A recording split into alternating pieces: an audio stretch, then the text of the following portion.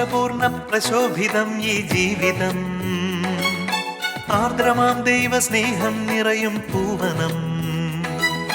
മാധുരപൂർണ്ണ പ്രശോഭിതം ഈ ജീവിതം, ആർദ്രമാം ദൈവസ്നേഹം നിറയും പൂവനം. സ്നേഹദീപനാളമായി വിളങ്ങും ധന്യജീവിതം.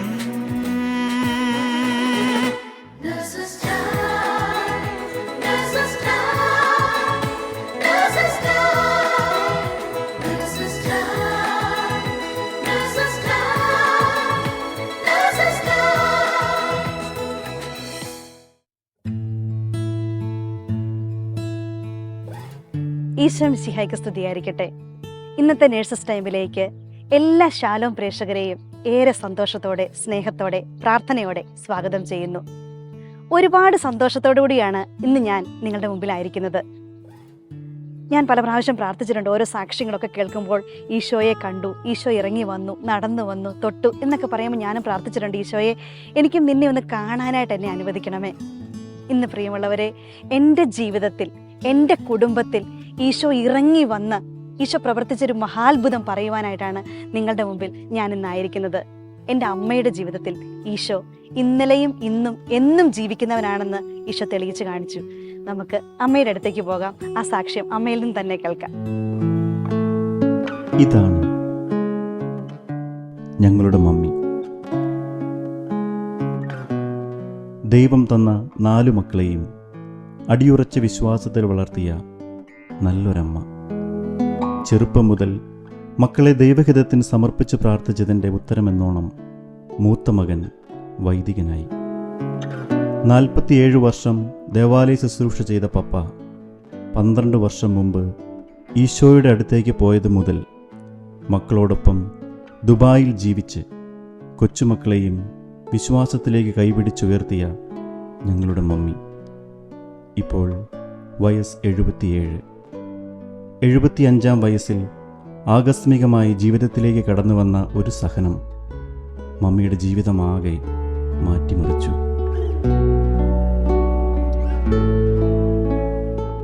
എൻ്റെ പേര് മേരി ആൻ്റണി. ഞങ്ങൾ കാഞ്ഞിരപ്പള്ളി രൂപതക്കാരാണ്. പെരുവന്താനമാണ് ഞങ്ങളുടെ ഇടവക. എനിക്ക് 4 മക്കളാണ്. 2 ആണും 2 പെണ്ണും. അതിൽ 4 പേരും ദുബായിൽ തന്നെ ജോലിയായിരുന്നു. അതിൽ മൂത്ത മോള് നാട്ടിലേക്ക് പോയി സെറ്റിലായി. ഇപ്പം ഞാൻ മൂത്ത മോളുടെ കൂടെയാണ് താമസിക്കുന്നത്. മറ്റേ 2 പേരും ഇവിടെയുണ്ട്. അതിൽ മൂത്ത മോന് അച്ഛനാകാൻ പോയി. 4 വർഷം ദുബായി ജോലി നോക്കി വെച്ചിട്ട് അച്ഛനാകാൻ പോയി. കാഞ്ഞിരപ്പള്ളി രൂപതയിലെ അച്ഛനാണ്. അവിടെയാണ് ശുശ്രൂഷ ചെയ്യുന്നത്.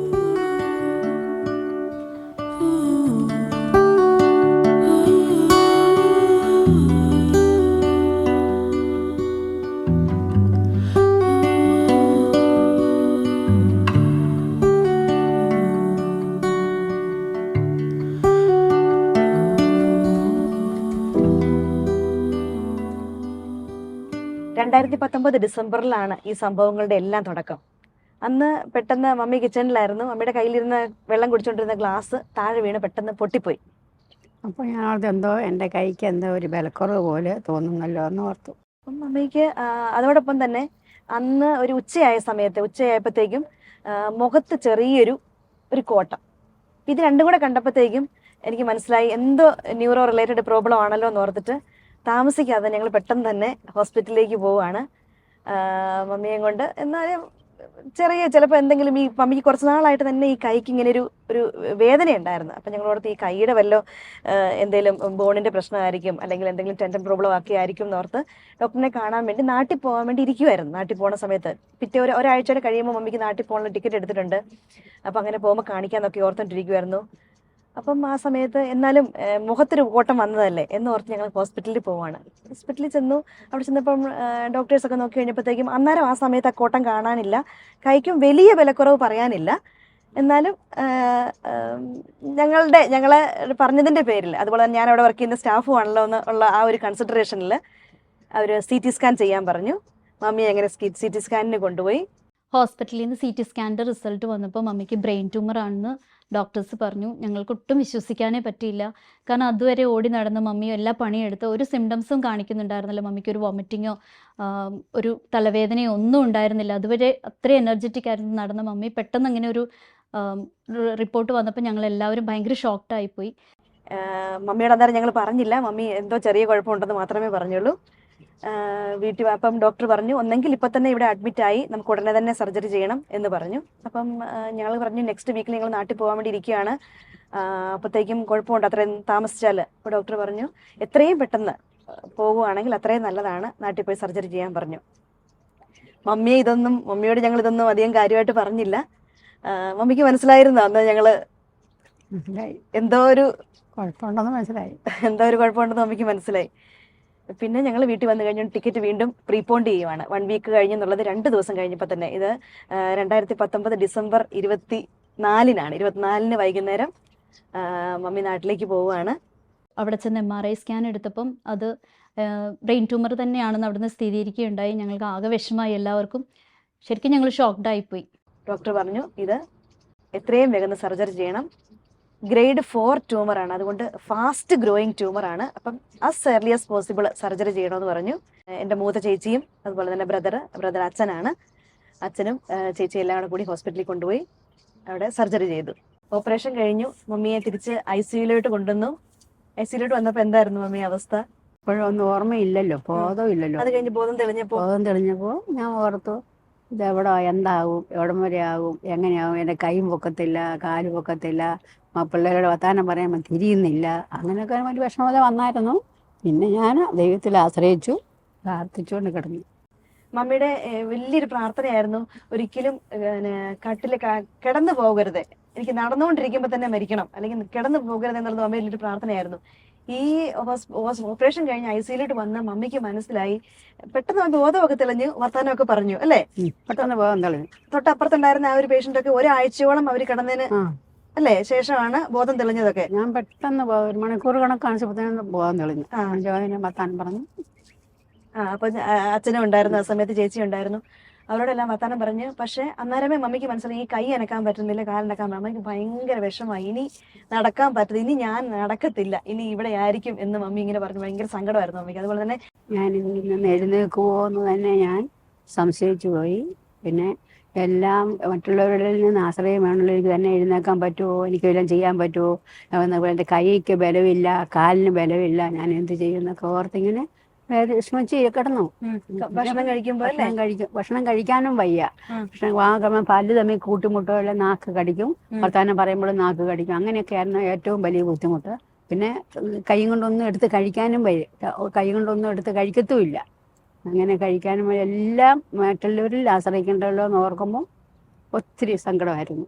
മമ്മി ആദ്യമായിട്ടാണ് തോന്നുന്നല്ലോ, ഞാൻ ആദ്യമായിട്ടാണ് ആശുപത്രി കിടക്കുന്നതും മറ്റുള്ളവർ ശുശ്രൂഷിക്കുന്നതും. എന്നെ മറ്റുള്ളവരുടെ ശുശ്രൂഷ ഞാൻ ഏറ്റുവാങ്ങുന്നതും അന്നേരമാണ്. എല്ലാരെയും മറ്റുള്ളവരെ മമ്മി ശുശ്രൂഷിച്ചിട്ടേ ഉള്ളൂ അല്ലേ? ആദ്യമായിട്ടാണ് മമ്മി ആശുപത്രിയിൽ അഡ്മിറ്റ് ആയത്. മമ്മിയെ സംബന്ധിച്ചിടത്തോളം വേറൊരാളെ നമുക്ക് വേണ്ടി ബുദ്ധിമുട്ടുന്നതല്ലേ ഭയങ്കര വിഷമമായിരുന്നു എനിക്ക്. അതായിരുന്നു എനിക്ക് ഏറ്റവും വിഷമം. മറ്റുള്ളവരെ ബുദ്ധിമുട്ടിപ്പിക്കുക എന്നുള്ള ഒരു കാര്യമായിരുന്നു എനിക്ക് ഏറ്റവും വിഷമം. പിന്നെ മമ്മി വാർഡിലേക്ക് ഷിഫ്റ്റ് ചെയ്ത് കഴിഞ്ഞിട്ട് അല്ലേ ചേച്ചി മമ്മിയുടെ കൂടെ ഉണ്ടായിരുന്നു. ചേച്ചി മമ്മി എല്ലാവരും അല്ലേ അന്നേരം തൊട്ട് ഇന്നുവരെ ചേച്ചി ഉണ്ടായിരുന്നു കൂടെ. അതെ, അന്നേരമൊക്കെ മമ്മിക്ക് ഭയങ്കര സങ്കടമായിരുന്നു. പക്ഷെ മമ്മി അന്നേരം ഞാൻ പ്രാർത്ഥിച്ചു. മമ്മി എന്നാ ഈശോയോട് പ്രാർത്ഥിച്ചത്? അന്ന് ഇത്രയും പ്രാർത്ഥിച്ചോളൂ, ഈശോ എനിക്ക് എന്ത് വേണം തന്നോ, സഹിക്കാനുള്ള ശക്തിയും കൂടെ എനിക്ക് തരണം, ഇത്രയും പ്രാർത്ഥിച്ചോളൂ ഞാൻ.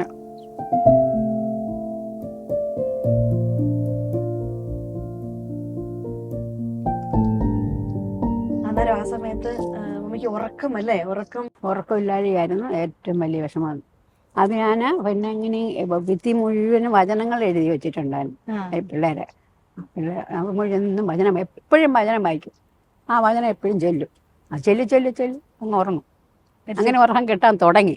പിന്നെ എപ്പോഴും ഇപ്പം വചനം ചൊല്ലും, ഉറങ്ങും, അങ്ങനെ അങ്ങ് പോകും. വചനത്തിന്റെ ശക്തി ഒരു ഭയങ്കര ശക്തിയായിരുന്നു അല്ലേ മമ്മി? എന്റെ വീട്ടിലാണെങ്കിലും മമ്മി, എനിക്ക് 4 പിള്ളേരാണുള്ളത്. 4 പിള്ളേരെ മമ്മി ഓടി നടന്ന് എല്ലാ കാര്യങ്ങളും ചെയ്തുകൊണ്ടിരുന്ന മമ്മിയാണ്.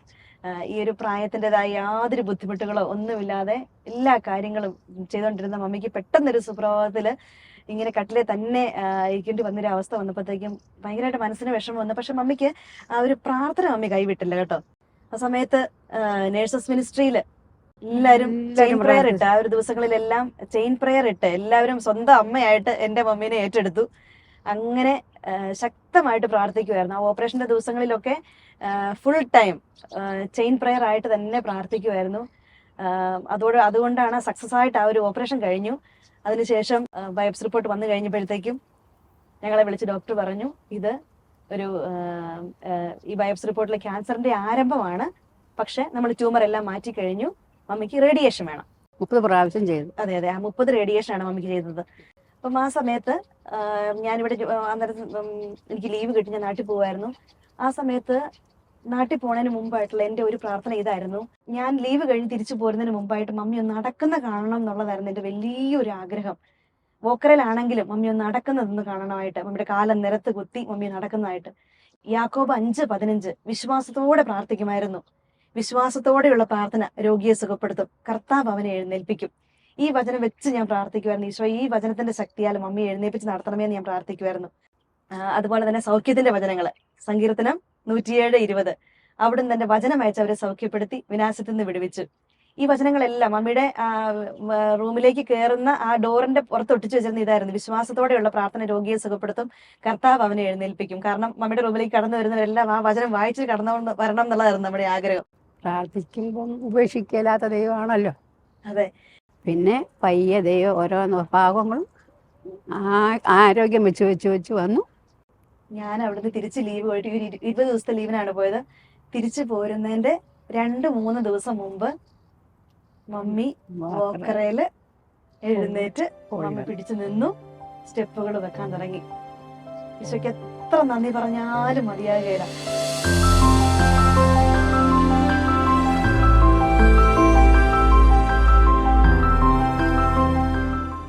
പിന്നീട് ഡോക്ടർ ഞങ്ങൾക്ക് റിപ്പോർട്ടിന്റെ വിശദീകരണങ്ങളൊക്കെ തരാൻ വേണ്ടി ഞങ്ങളെ വിളിച്ചു.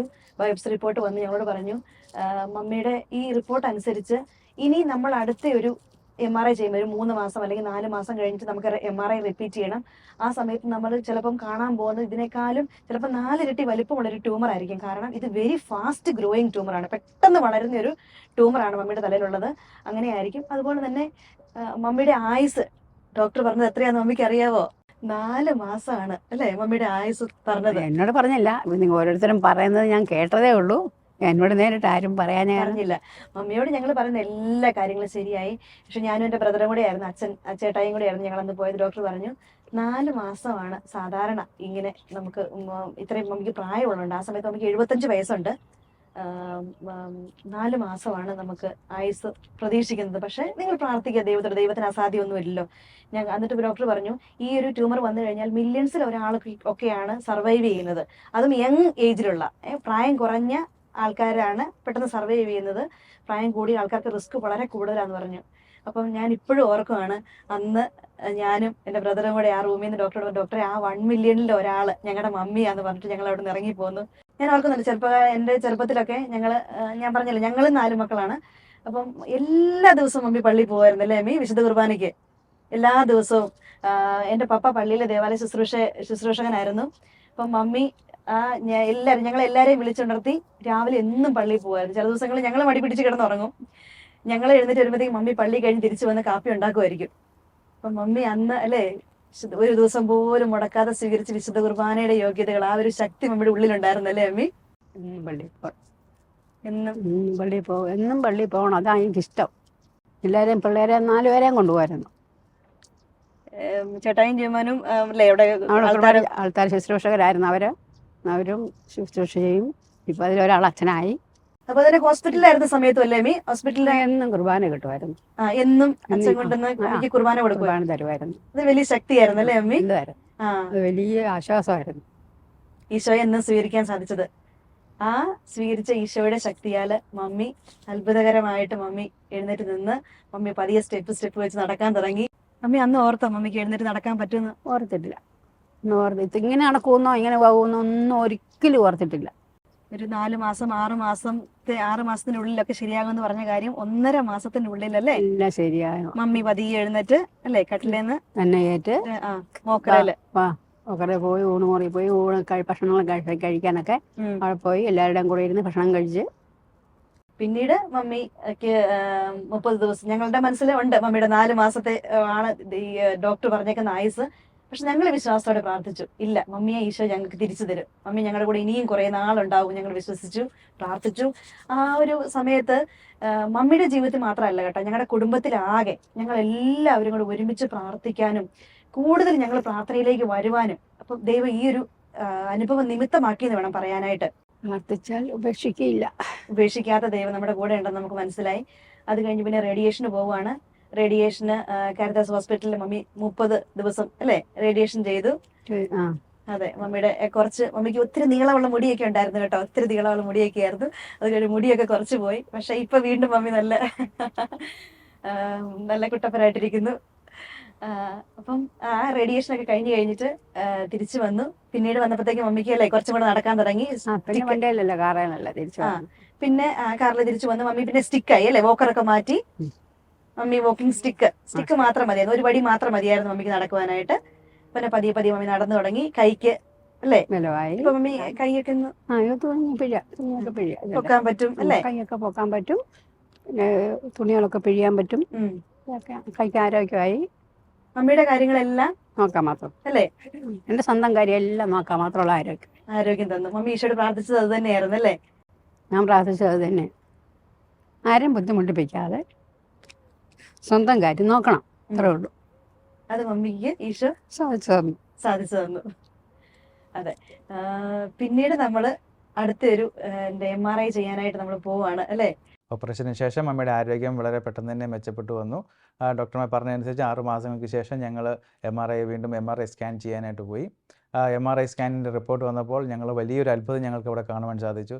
കാരണം സാധാരണ കേസിൽ ഇങ്ങനത്തെ ഒരു ഓപ്പറേഷന് കഴിഞ്ഞ് കഴിഞ്ഞാൽ വീണ്ടും അതിൻ്റെ പുതിയ ഗ്രോത്തുകൾ ഉണ്ടാകാനുള്ള സാധ്യതകളുണ്ടെന്ന് ഡോക്ടർ നേരത്തെ പറഞ്ഞിരുന്നു. പക്ഷേ എങ്കിലും ഞങ്ങളുടെ ഈ റിപ്പോർട്ട് വന്നപ്പോൾ ഞങ്ങൾ കണ്ടത് ഒരു സിംഗിൾ ഗ്രോത്ത് പോലും അവിടെ, സിംഗിൾ സെല്ല് പോലും അവിടെ ഉണ്ടായില്ല എന്നുള്ളതാണ്. ദൈവത്തിൻ്റെ വലിയൊരു അത്ഭുതം ഞങ്ങൾക്ക് അവിടെ കാണുവാൻ സാധിച്ചു. വെറും 4 മാസം ആയുസ് പറഞ്ഞിരുന്ന ഞങ്ങളുടെ മമ്മിയെ 1.5 വർഷങ്ങൾക്ക് ശേഷം ഞങ്ങൾക്ക് വീണ്ടും ദുബായിൽ കൊണ്ടുവരുവാനും ഞങ്ങൾക്ക് എല്ലാവർക്കും ഒന്നിച്ച് വീണ്ടും ഇവിടെ ഒന്നയച്ച് താമസിക്കാനും ദൈവം ഞങ്ങൾക്ക് തന്ന അനുഗ്രഹത്തിന് എത്ര നന്ദി പറഞ്ഞാലും ഞങ്ങൾക്ക് മതിയാവുകയില്ല. തളർവാദ രോഗിയെ സുഖപ്പെടുത്തി ഈശോ, അത്രയും അത്ഭുതങ്ങളെല്ലാം ചെയ്ത് നടന്ന ഈശോ ഇന്നും ഞങ്ങളുടെ ജീവിതത്തിൽ, ഞങ്ങളുടെ കുടുംബത്തിൽ അത്ഭുതകരമായിട്ട് ഇടപെട്ട് മമ്മിയെ സുഖപ്പെടുത്തി. എത്ര നന്ദി പറഞ്ഞാലും മതിയാകുകയില്ല ഈശോയ്ക്ക്. അതിനുശേഷം അന്ന് ദുബായ് പള്ളിയിൽ മമ്മി അവിടെ അസുഖമായിട്ട് നാട്ടിൽ കിടന്ന സമയത്ത് ദുബായ് പള്ളിയിൽ ഗ്രോട്ടോടെ മുമ്പിൽ പോയി ഞാൻ മാതാവിനോട് പ്രാർത്ഥിക്കുമായിരുന്നു, എൻ്റെ മാതാവേ, മമ്മി 10 വർഷം ഇവിടെ ഉണ്ടായിരുന്ന സമയത്ത് മമ്മി ഇവിടെ മാതാവിൻ്റെ അടുത്ത് വന്ന് ഇവിടെ വന്ന് പ്രാർത്ഥിച്ചാണ്, ഈ പള്ളിയിൽ വന്ന് വിശുദ്ധ കുർബാന പങ്കെടുത്തതാണ്. ഒരിക്കൽ കൂടി മമ്മിയെ ഇവിടെ കൊണ്ടുവരാനായിട്ട്, ഈശോ ഈ പള്ളിയിൽ കൊണ്ടുവരാനായിട്ട്, ഈ ഗ്രോട്ടോടെ മുമ്പിൽ വന്ന് പ്രാർത്ഥിക്കാനായിട്ട് ഇടവരുത്തണേ എന്ന് ഞാൻ പ്രാർത്ഥിക്കുമായിരുന്നു. പക്ഷെ ആദ്യമൊക്കെ പ്രാർത്ഥിച്ചപ്പോഴത്തേക്കും ഇതൊരു വെറും പ്രാർത്ഥനയാണോ എന്നൊക്കെ ഞാൻ ചിന്തിക്കുമായിരുന്നു. കാരണം അങ്ങനെ യാതൊരു ചാൻസും കാണുന്നില്ല. കാരണം മമ്മിയുടെ ഓപ്പറേഷൻ കഴിഞ്ഞിട്ടുള്ള അവസ്ഥ അങ്ങനെയായിരുന്നല്ലോ. പക്ഷെ ഇന്നിപ്പം ഒരു വർഷത്തിന് ശേഷം, കഴിഞ്ഞ ഡിസംബറിലാണ്, 1.5 വർഷത്തിന് ശേഷം വീണ്ടും മമ്മി ദുബായിൽ തിരിച്ചു വന്നു അല്ലേ? ദുബായ് പള്ളിയിൽ പോയി, ആ ഗ്രോട്ടോടെ മുമ്പിൽ പോയി ഞങ്ങളെല്ലാവരും ഒരുമിച്ച് പ്രാർത്ഥിച്ചു.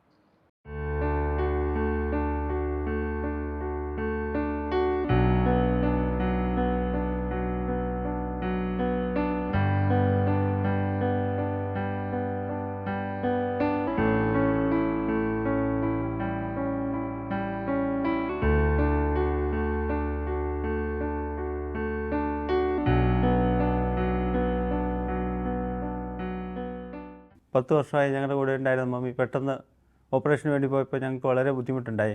കാരണം ഞങ്ങളുടെ 4 മക്കളെയും മമ്മിയായിരുന്നു നോക്കിക്കൊണ്ടിരുന്നത്.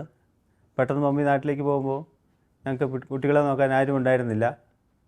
കാരണം കുട്ടികൾക്ക് സ്കൂളിൽ നിന്ന് വരണം, സ്കൂളിൽ നിന്ന് വരുമ്പോൾ വീട്ടിൽ ആരുമില്ല. ഇളയ കുട്ടിക്കാണ് 2 വയസ്സ്, അവർക്കൊന്നും നോക്കാനൊന്നും ആരും ഉണ്ടായിരുന്നില്ല.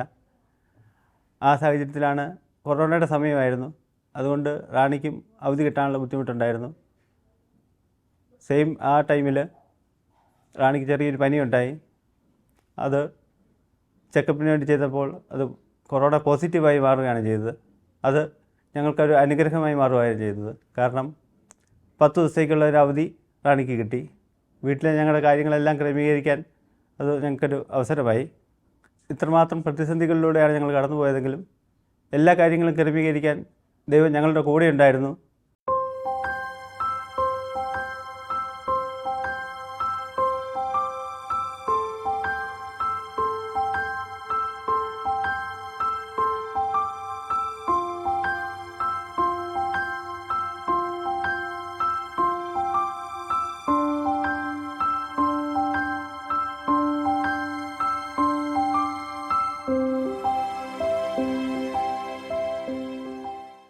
I remember that when Mummy was admitted in the hospital, we were really sad and we were praying daily. And when I got to know that Mummy was coming back to Dubai, we were really excited and overwhelmed with joy. Now I know that when we pray to Jesus, He will definitely hear and answer our prayer. And when we're in any trouble or worries, we should pray to Jesus and He will show a way for us. I really trust in Jesus. We trust in Jesus. You know, we celebrated Mummy's 77th birthday.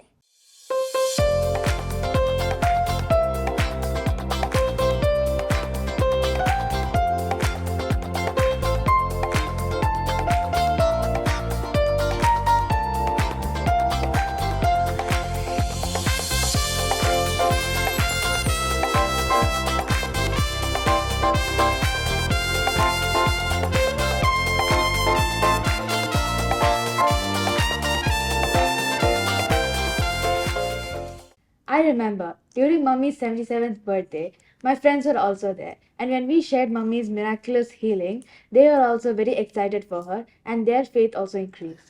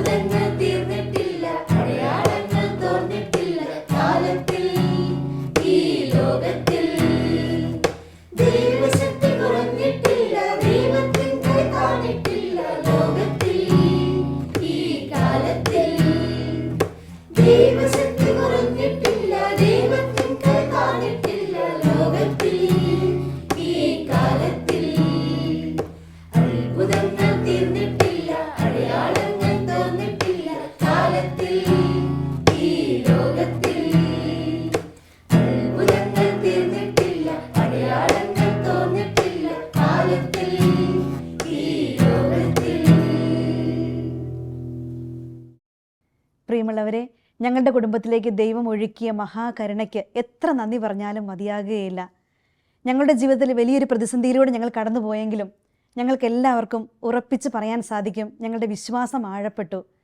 പ്രാർത്ഥനയ്ക്ക് ഉത്തരം തരുന്നൊരു ദൈവം നമ്മോടൊപ്പം ഉണ്ടെന്ന് ഞങ്ങൾക്ക് എല്ലാവർക്കും മനസ്സിലായി. ഞങ്ങളുടെ കുഞ്ഞുങ്ങൾക്കും അതൊരു വലിയ അനുഭവമായിരുന്നു. ഞങ്ങളെ ശ്രവിച്ചുകൊണ്ടിരിക്കുന്ന എല്ലാവരോടും ഞങ്ങൾക്ക് പറയാനുള്ളത് ഇതാണ്: നിങ്ങളുടെ ജീവിതത്തിലെ എത്ര വലിയ പ്രശ്നങ്ങളിലൂടെയാണ് കടന്നു പോകുന്നതെങ്കിലും അവിടെ ഉത്തരം തരാൻ മതിയായവനായ ദൈവം നമ്മോടൊപ്പമുണ്ട്. ദൈവത്തിനൊന്നും അസാധ്യമല്ല.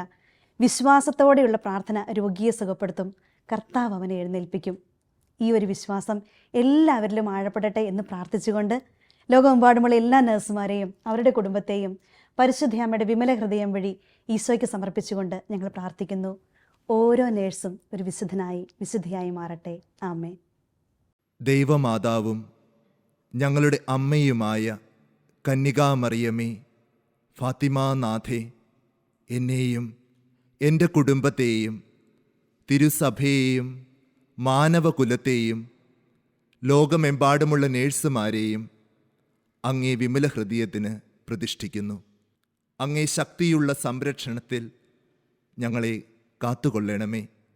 ആത്മീയവും ശാരീരികവുമായ സകല അപകടങ്ങളിലും ക്ലേശങ്ങളിലും നിന്ന് ഞങ്ങളെ രക്ഷിച്ചു കൊള്ളണമേ. എല്ലാറ്റിലും ദൈവേഷ്ടം കണ്ടെത്തി നിറവേറ്റുവാനും യേശുവിൻ്റെ തിരുഹൃദയത്തിന് പ്രീതികരമായ വിധത്തിൽ ജീവിച്ച് സ്വർഗഭാഗ്യത്തിൽ എത്തിച്ചേരുവാനും കാരുണ്യനാഥേ, ഞങ്ങളുടെ സ്നേഹമുള്ള അമ്മേ, ഞങ്ങളെ സഹായിക്കണമേ.